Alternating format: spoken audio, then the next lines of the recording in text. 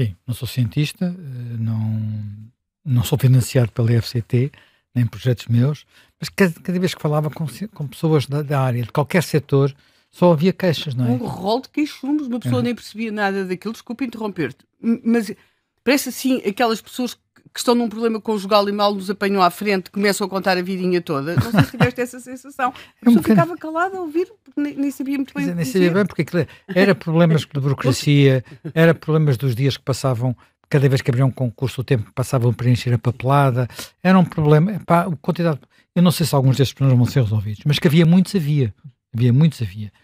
E há uma coisa que eu também sei, não é? Que era muito claro que Fernando Alexandre, o Ministro da Educação e do Ensino Superior, tinha intenção de mexer neste sistema. Portanto, e essa intenção nem sequer era do programa de governo, era dele mesmo, quer dizer, era uma coisa que vinha... Era o pensamento. Era o pensamento dele. Há um texto que ele publicou, ele escrevia aqui no Observador, enfim, com intervalos, porque ele de vez em quando tinha responsabilidades que não permitiam isso, mas em 2023, em maio de 2023, ele escreveu um texto em que refletia sobre uns colóquios em que ele tinha participado, enfim, nos dias anteriores. O colóquio tinha sido, salvo erro, o texto é 22 de maio, o colóquio era para aí uma semana antes, que tinham sido para assinalar a reedição de um livro, de um manifesto para a ciência, que tinha sido publicado há muitos anos, 1990, por José Mariano Gago, que na altura nem sequer tinha sido ainda ministro, mas já tinha sido presidente enfim, da FCT da altura. Já vou contar um pouco essa história. E ele, e esse aqui é o aspecto importante, nesse texto diz várias coisas sobre, enfim, nomeadamente sobre esse livro, sobre a importância da evolução, sobre o que ele próprio beneficiou com a evolução do sistema científico nacional. Ele é economista, repara, mas o seu doutoramento foi feito no estrangeiro, e isto deriva do sistema de bolsas, que hoje em dia é muito mais alargado e tem um impacto. Um número de doutorados em Portugal não se compara com o que era aqui há uma década atrás. Nós podemos comparar número de estudantes do ensino superior, licenciados, podemos comparar isso tudo. Quando comparamos o número de doutorados, a explosão é brutal. Portanto, nós tínhamos não só um sistema que, então, doutorados no estrangeiro, noutras universidades, ainda mais brutal se bem que não tivesse começado a acontecer com a FCT. Mas antes de ir a isso, deixa-me só dizer o seguinte: o que é que ele dizia? Esse é que é o ponto central. Ele dizia duas coisas. Primeiro, se o objetivo é termos, eu estou a citar Fernando Alexandre, se o objetivo é termos uma estrutura económica cuja competitividade assenta na inovação e nas qualificações, é fundamental que Portugal seja reconhecido como um país que está na fronteira da geração de conhecimento científico e com capacidade de criação de novas tecnologias. Fronteira da geração de conhecimento científico e capacidade de criar novas tecnologias. As coisas não são de um ar. Há casamento das duas coisas. E noutra passagem desse mesmo texto ele diz: quando me perguntam que se eu pudesse escolher que medida tomaria para acelerar a mudança de paradigma da economia portuguesa, portanto, quando andamos no economista a falar, dou sempre a mesma resposta. Repara, não fala de justiça, não fala de custos estruturais, não fala de leis laborais, fala criar condições para que seja possível um prémio Nobel na área da ciência em Portugal. Não para o Nobel da Paz, na literatura, é na área da ciência. Tivemos um, Egas Meniz, há muito tempo, nunca mais tivemos nenhum.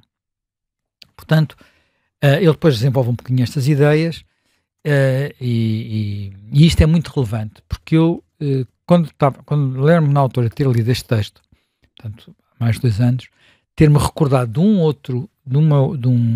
um livrinho, que eu gostei muito de ler na altura, de uma pessoa que já veio aqui muitas vezes ao programa, que é o Jorge Boesco, que é matemático, e que escreveu um livrinho sobre o ensino da matemática, é um dos primeiros ensaios daquela coleção de ensaios da Fundação Francisco Manuel dos Santos.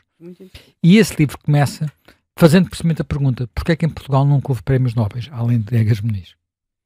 Pronto. E ele depois vai até ao Marquês de Pombal e aquelas coisas que já aqui discutimos muitas vezes, mas que no fundo remetem para o casamento entre várias várias dimensões. Uma dimensão que é a educação de base, sem a qual depois uma educação de base capaz até de ela própria não apenas tornar as pessoas capazes de ler, escrever e contar, não era? Que era aquilo que se dizia, mas de terem gosto por descobrir, gosto pela ciência, gosto pela ciência não apenas abstrata, mas também aplicada.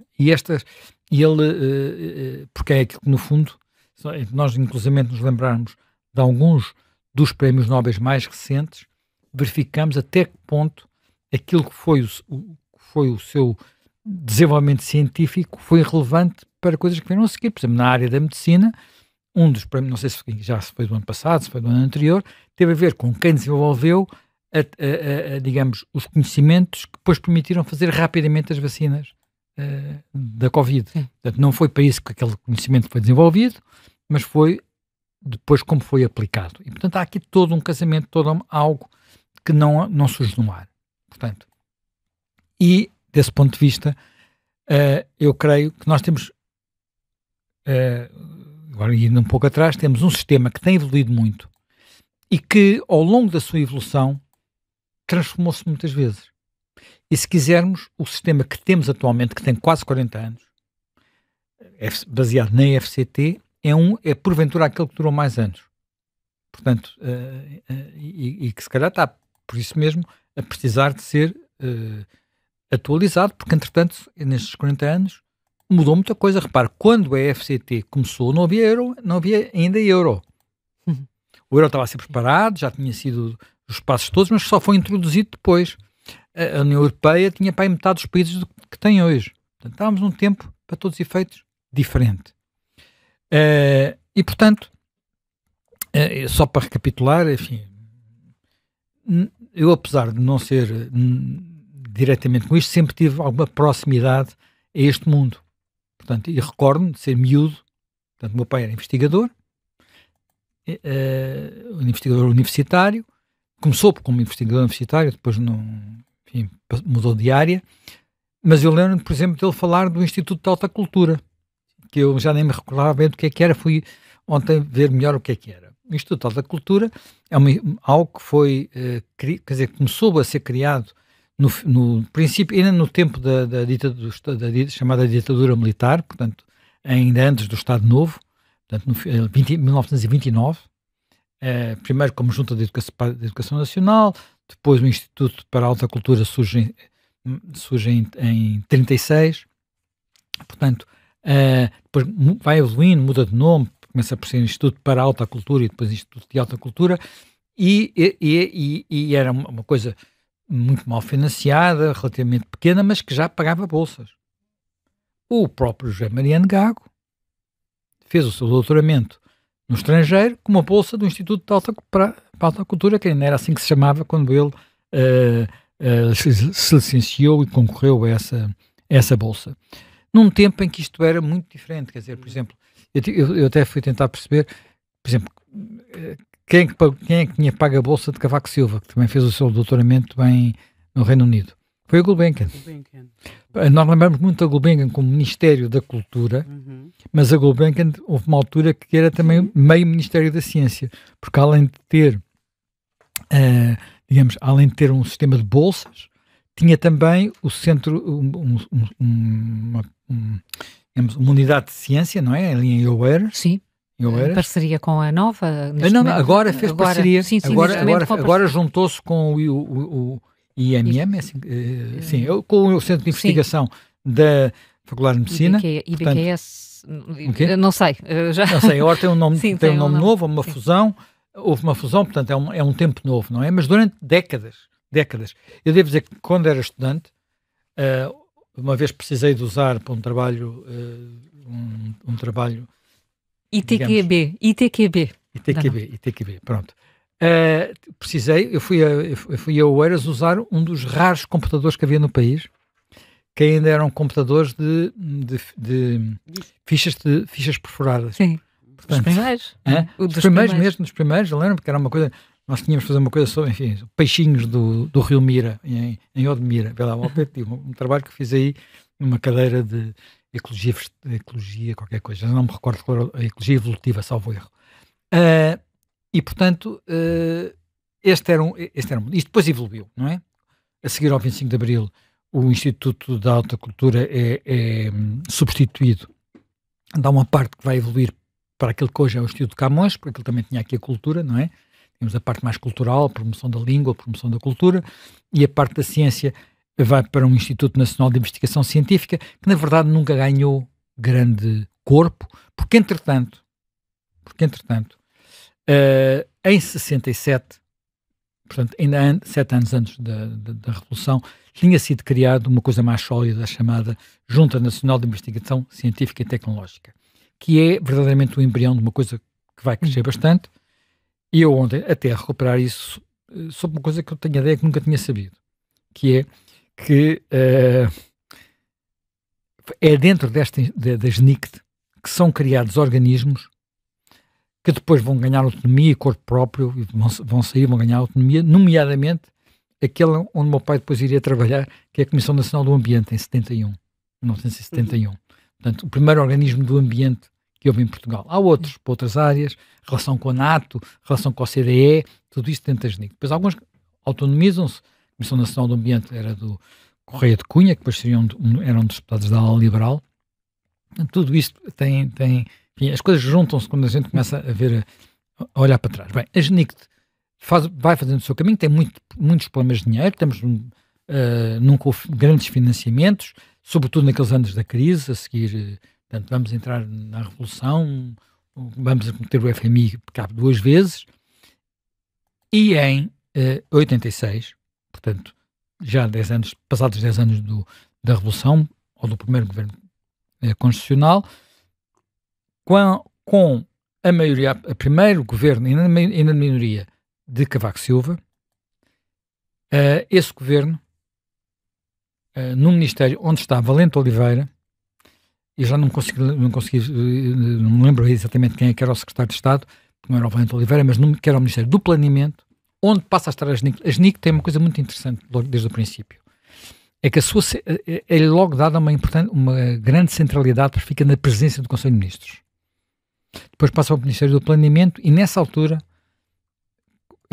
enfim, com o Valente Oliveira, quem é convidado para presidente é o José Mariano Gago, que vai lá estar 3 anos e vai, nesses 3 anos, começar a transformar aquilo. Há uma nova lei em 88, ele depois sai em 89, em 90 faz o tal manifesto para a ciência, já com base naquela experiência, e depois é ministro e tudo aquilo vai evoluir. E a FCT é criada em 97, portanto, como eu disse, quase 40 anos, ou melhor, quase 30 anos, e nessa ainda sob a tutela do Ministério do Planeamento. E na altura não, Ministério da Ciência, porque entanto passa a ver o Ministério da Ciência com a Mariano Gago, não é? Com a Mariano Gago. Com a Mariano Gago passa a ver o Ministério da Ciência. Pronto, é criada em 97 e depois, mesmo durante a sua vida, ela vai incorporar e fundir-se com outros organismos. Portanto, atual nunca perde o nome da FCT, mas vai ganhando outras competências. Por exemplo, em 2012, 2013, vai incorporar um organismo de que por acaso falámos aqui a semana passada, quando foi a reforma do Estado, que é o MIC, a Unidade de Missão para a Informação e Comunicações, portanto, aquele organismo que é criado pelo Diogo Vasconcelos numa altura de inovação, portanto, de promover a inovação, e também uma outra coisa que entretanto tinha surgido, que é a Fundação para a Ciência e Computação Nacional, portanto, que tinha coisas que a própria evolução do tempo tinha esvaziado um bocadinho, e portanto hoje a FCT tem imensa coisa lá dentro, tornou-se uma máquina muito pesada, é o que toda a gente diz, enfim, eu não tenho uma relação direta com ela, tornou-se uma máquina muito pesada e, voltando novamente a Fernando Alexandre, percebe-se que no seu pensamento e naquilo que é a sua própria experiência e nos estudos que ele foi fazendo ao longo dos tempos, trabalhos que foi fazendo, e a sua própria pertença à Universidade do Minho, que ele tem de todo o sistema a visão de que a Universidade a FCT em muitos aspectos, e isso sempre foi uma característica do financiamento da investigação científica em Portugal, que era, como nós tínhamos muito poucos doutorados, a não ser nas universidades, portanto as empresas não tinham, portanto, e verdadeiramente, quer dizer, eu tive uma vez uma professora que me disse, colocou a questão a abrir uma aula, quando é que uma pessoa começa a ser investigador? E nossos alunos, miúdos, não é? Quando acabamos o curso. Não. É depois do doutoramento. Primeiro têm que provar que, portanto, o doutoramento é uma espécie de tiro. É aí que verdadeiramente começa a carreira e não acaba. Porque isto é uma questão importante, porque durante muito tempo o doutoramento era o tipo, até pelas dificuldades que eram levantadas aos doutoramentos, pelos poderes instalados, o doutoramento era uma espécie de cúmulo da carreira. Depois, a partir daí, era assim, uma espécie só de marcar pontos e subindo nos escalões. E ela dizia que não quer ao contrário. Portanto, mas sem pessoas que, no fundo, tenham esse treino inicial, que é uma investigação original, que, no fundo, corresponde ao doutoramento, e essas pessoas, na altura, isto evoluiu um bocadinho, mas durante muito tempo, praticamente todo o sistema dependia das universidades. O sistema do ensino superior, universidades e politécnicos. E havia muito pouco nas empresas. Hoje esse balanço está a começar a alterar-se um bocadinho, as empresas também já têm muitos, não têm muitos, quer dizer, o nosso sistema ainda depende muito das universidades e dos laboratórios de Estado, que também é um sítio importante no sistema científico nacional, e nós temos um deles aqui mesmo ao lado, não é?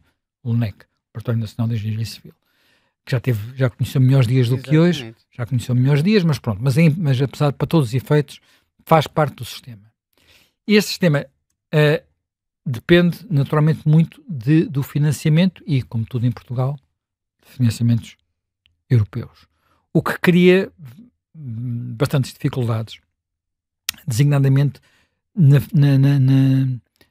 por um lado, na estabilidade do financiamento, por outro lado, no pagamento dos quadros, da estrutura, e também na forma como se acede a esses financiamentos. Há um explicador feito com a Secretária de Estado, que saiu aqui, nós fizemos aqui há uns dias, com a Secretária de Estado da Ciência e da Inovação, Helena Ganhão, onde ela, de uma forma, dá conta desses problemas e de como é necessário encontrar mecanismos designadamente mais plásticos, mais adaptáveis do que a rigidez atual da Fundação da Ciência e Tecnologia, dando, por exemplo, um exemplo que é